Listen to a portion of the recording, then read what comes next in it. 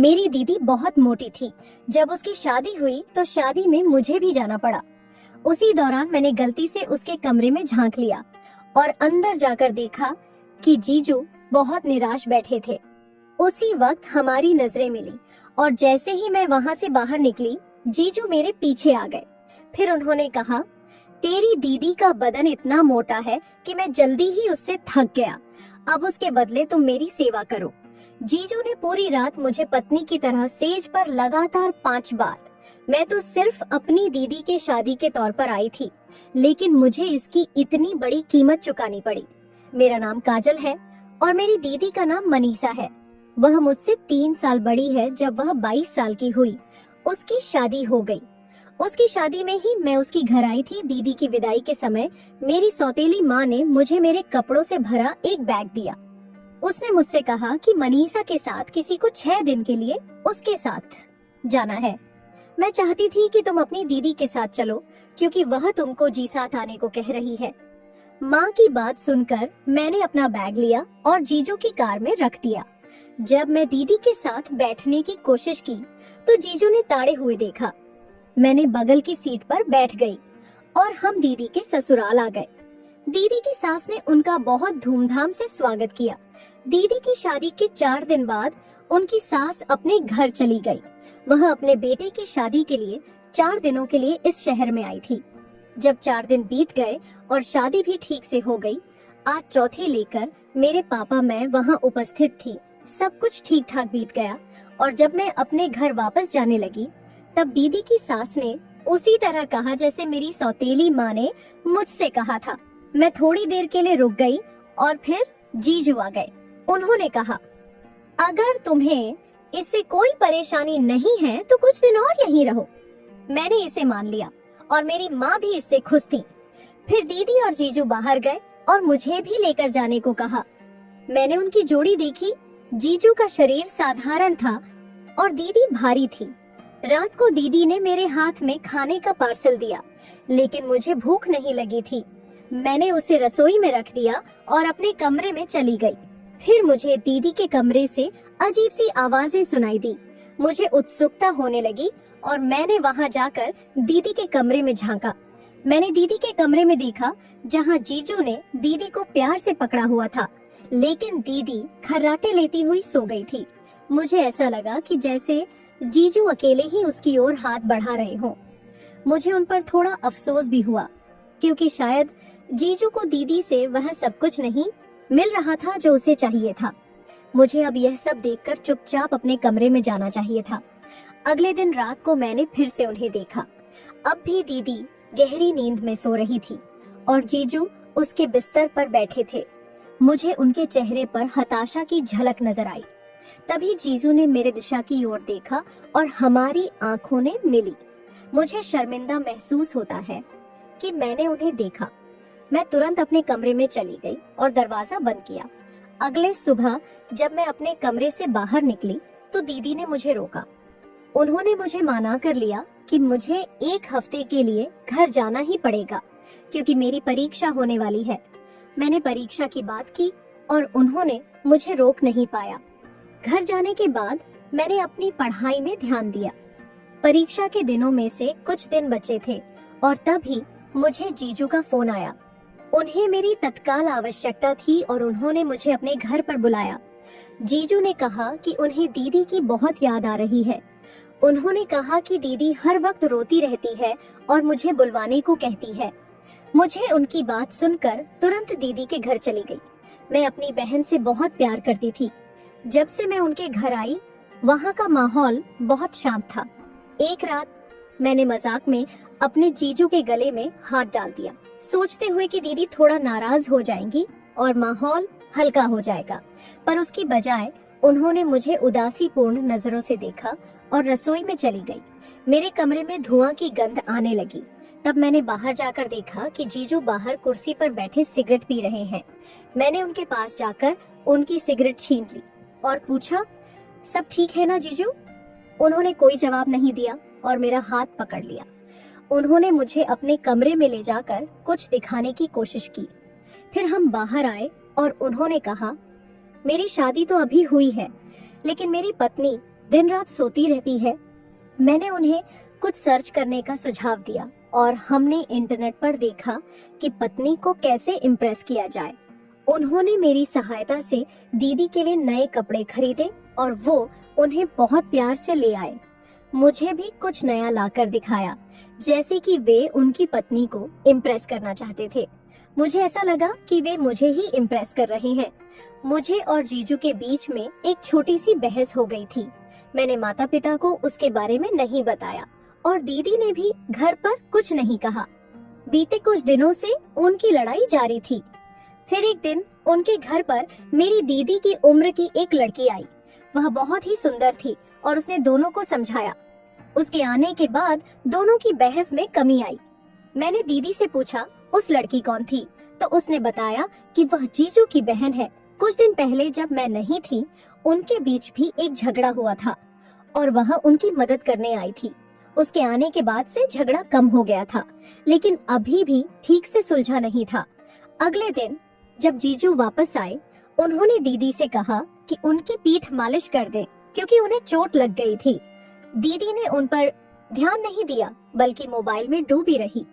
मैंने जीजू को मालिश की, तब उन्होंने मुझे तारीफ दी और कहा कि मेरी बहन और मैं में बहुत अंतर है। उसके बाद जीजू की नौकरी घर पर हो गई थी और अगले दिन जब मैं नहाने गई थी तो अचानक नल में पानी आना बंद हो गया। मैं दीदी को बुलाने लगी, लेकिन उसका ध्यान सिर्फ मोबाइल में था। मैंने दरवाजा खटखटाया और जब दरवाजा खुला छोड़ दिया, मैंने दीदी से कहा, आप अंदर आ सकती हैं। मैं उस समय उनके पति जीजू से अप्रत्याशित रूप से मिली। मैं चारों ओर से लपेटी हुई तौलियां बांधी थी। मैंने चालाकी से कहा, पानी नहीं आ रहा है। जीजू ने तुरंत एक बाल्टी पानी लेने के लिए नल से बाहर गए। मैंने जल्दी से स्नान करके बाथरूम से बाहर आई, लेकिन दीदी को कहीं भी नहीं देखा। मैंने जीजू से पूछा कि दीदी कहाँ है? उन्होंने जवाब दिया, तुम्हारी बहन इंटरव्यू के लिए गई है। मैं उस रात को इस बारे में कुछ नहीं बताया गया था। मुझे यह नहीं पता था कि मेरी दीदी ऐसा क्यों कर रही हैं। शाम को दीदी घर आई और मैंने उनसे पूछा कि वे पहले क्यों नहीं बताएं कि वे इंटरव्यू के लिए जा रही हैं। उन्होंने कहा, तुम्हारी उम्र नहीं है कि मैं तुम्हें सब बताऊं। ये मेरा घर है, मैं वही करूंगी जो मैं चाहती हूँ। मुझे उनकी बातों पर गुस्सा आया और मैंने कहा, अब आपको नौकरी ढूंढने की जरूरत नहीं है। आपकी असली जरूरत आपके घर में है। आप बिना किसी वजह के अनचाहे काम करती हैं। उन्होंने मुझसे कहा, लगता है तुम्हें मुझसे ज्यादा मेरे पति का ख्याल है, तो फिर तुम ही उसका ख्याल रखो। वे बहुत उत्साहित थीं और मुझे उनकी बातों पर गुस्सा आया। वे यह कहकर अपने कमरे में चली गईं कि मुझे नहीं जाना है। जब हमारे बीच बहस हुई तब जीजू घर पर नहीं थे। मैं रोने लगी और अपने कमरे में चली गई। जीजू ने मुझे रोते हुए देखा और कहा, काजल, अब तुम्हें क्या हुआ? मैंने उनसे कहा, मेरी बहन बहुत गुस्से में है। उन्हें अपनी छोटी उसकी चिंता नहीं थी। वह मुझसे कुछ नहीं कहते हुए अपने कमरे में चली गई।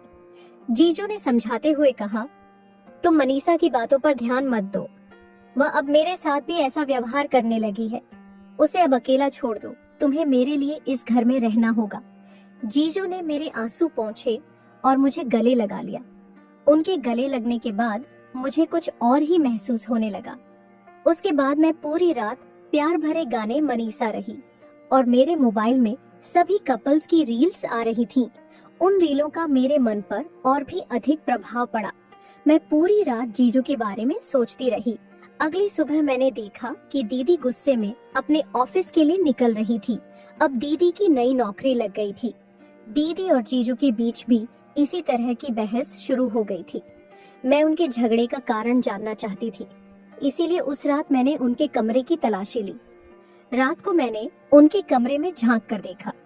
उस वक्त दीदी और जीजू के बीच कुछ पर्सनल बातें चल रही थीं। जीजू को ज्यादातर वह नहीं मिल रहा था जो वह दीदी से चाहते थे। यह मुझे उनकी बातों से पता चल रहा था। यही हो सकती थी उनके झगड़े की वजह। अपने मोटे शरीर के कारण दीदी जीजू को वह सुख नहीं दे पाती थी जो वह चाहते थे, और तभी मैंने देखा कि जीजू की नजर धीरे धीरे मेरे ऊपर आ रही थी।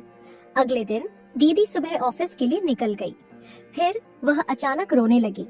दीदी की तबीयत बिगड़ती देख जीजू ने तुरंत डॉक्टर को घर पर बुलाया। जब डॉक्टर ने उनकी चेकअप की तो पता चला कि दीदी प्रेग्नेंट है। दीदी और जीजू माता पिता बनने वाले थे। उस खुशी के मौके पर जीजू के चेहरे पर खुशी भी थी और चिंता भी। दीदी बहुत खुश थी। उसे अब आराम की जरूरत थी, लेकिन फिर भी उन्होंने अपनी नौकरी पर जाना नहीं छोड़ा। जैसे ही उसे एहसास हुआ कि दीदी प्रेग्नेंट है तो वह मुझसे मीठी मीठी बातें करने लगे। मोटे शरीर के कारण वह पहले घर का काम भी नहीं कर पाती थी। अब उसे मेरी ज्यादा जरूरत थी। उन्होंने मुझसे कहा, अब मुझे अपने जीजू का भी ध्यान रखना होगा, क्योंकि अब मेरा प्राथमिकता बच्चे पर है।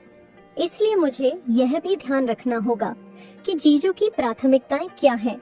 जब दीदी मुझसे बात कर रही थी तो जीजू के चेहरे पर अलग सी मुस्कान थी। रात में दीदी को सोते हुए देखने के बाद जीजू मेरे कमरे में आए और कहा, अब तुम्हें मेरा भी ख्याल रखना होगा। जैसा कि दीदी ने कहा था, मेरी पीठ में थोड़ी दर्द हो रही है, क्या तुम मेरी मालिश कर सकती हो? मैं जीजू को ना नहीं कह पाई और उनकी मालिश शुरू कर दी। जब मैं जीजू की मालिश कर रही थी तो उन्होंने कहा, कभी कभी मुझे ऐसा लगता है कि तुम्हें अपनी बहन की बजाय मेरी पत्नी होना चाहिए था। तुम पत्नी के वो सभी गुण रखती हो। और फिर उन्होंने कहा, तुम्हारे होने वाले पति बहुत खुश रहेगा। मैं पहले उन पर गुस्सा होने की कोशिश कर रही थी, लेकिन उनके बात सुनकर मुझे अच्छा लगा। मेरे चेहरे पर मुस्कान थी और मैंने मोबाइल में यार की रीलें देखने की आदत डाली थी। रीलों में हर लड़की को अपने पार्टनर के साथ देखकर मुझे भी लगता था कि मेरे पास भी एक ऐसा साथी होना चाहिए। धीरे धीरे मेरी नजर जीजू पर आने लगी।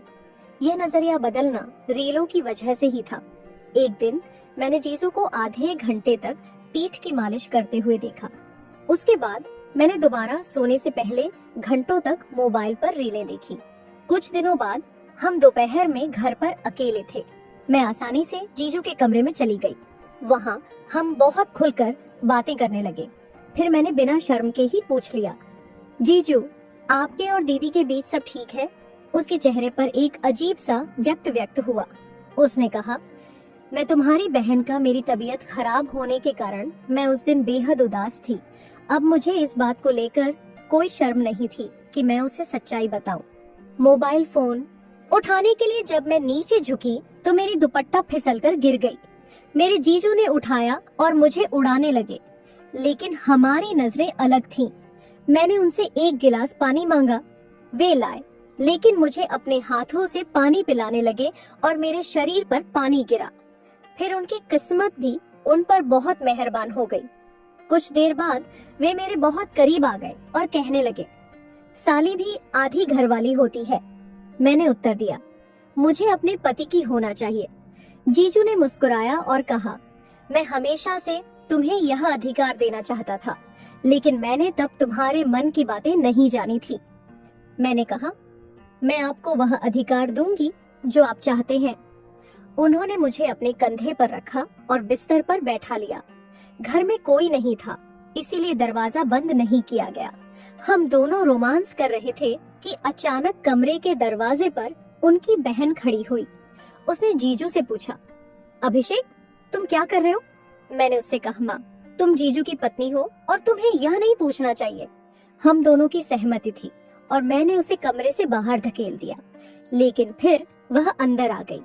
उसने उस जीजू को पकड़ लिया जो कुछ भी बातें अपनी बहन से कर रहा था। ये सब मेरी बहन को सुनाई दे रहा था। जीजू ने इस लड़की का परिचय अपनी बहन के रूप में कराया था, लेकिन असलियत में यह वह जीजू की पहली पत्नी थी। वे दोनों ने प्रेम विवाह किया था और इस लड़की का नाम मोनिका था। मोनिका बहुत कमजोर और दुबली पतली थी, इसलिए 4 साल बाद भी उसे कोई बच्चा नहीं हुआ। जीजू ने फिर एक अच्छी कद वाली लड़की से शादी कर ली, जिससे उसे शीघ्र ही गर्भवती हो जाने की उम्मीद थी। मोनिका को हमेशा से मोटे शरीर से नफरत थी। यही उनके झगड़ों का कारण था। जब भी मोनिका उनके घर आती और जीजू को समझाने की कोशिश करती, तब वह दीदी के पास जाते और उसके साथ अच्छा व्यवहार करते। अंजलि बार बार उन्हें समझाती कि वह मनीषा के साथ तब तक प्यार से पेश आए जब तक कि उनके बच्चे को जन्म ना दे दे। वह बातें कर रहे थे जब तक उनके बच्चे नहीं हो गए। दीदी मुझसे चाहती थी कि मैं सच्चाई बताऊं, लेकिन मैंने जीजू और उनकी नकली बहन के मैसेज देखे थे और उनकी बातें भी सुनी थी। मैंने दीदी को सब कुछ बताया, पर वो मुझ पर विश्वास नहीं करी। तब मुझे जीजू के साथ रिश्ता बनाना पड़ा, भले ही मैं नहीं चाहती थी। एक दिन मैंने जीजू को पानी लाने भेजा और अपनी बहन को और मोनिका को वीडियो कॉल किया। मैंने उन्हें सब दिखाया जो हो रहा था और मोनिका भागते हुए यहाँ तक पहुंची। फिर दीदी ने मुझसे कहा, काजल, मैंने तुम्हें गलत समझा था। आपकी कहानी को मैं समझ लिया, लेकिन मैंने नहीं जाना था कि आप इसे मेरे लिए कर रहे हैं। आज आपकी वजह से मेरी जिंदगी बच गई। मेरी दीदी ने अपने पति और मोनिका पर FIR दर्ज किया। उसके बाद पुलिस ने उन्हें गिरफ्तार किया। 2 महीने बाद मेरी दीदी के बच्चे को जन्म दिया और जब वह 7 महीने का हुआ तो उसके लिए एक अच्छा रिश्ता आया।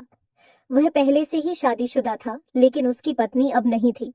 उसके बाद दीदी ने अपने आने वाले पति के साथ अच्छी तरह समझौता किया। उसके पति ने उसके बेटे को भी स्वीकार किया।